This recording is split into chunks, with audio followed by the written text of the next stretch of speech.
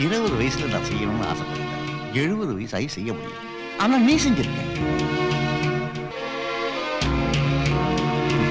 ஒரு மனுஷன் பிரியும் பொழுது அவனுடைய பிள்ளைங்க அழுதா அவன் ஒரு நல்ல தகப்பன். அவன் கூட பிறந்தவங்க அழுதா அவன் ஒரு நல்ல சகோதரன். அவன் பிரிவுக்காக ஒரு நாடே அழுதா அவன் ஒரு நல்ல தலைவன். உனக்காக இந்த நாடே அழுதப்பா.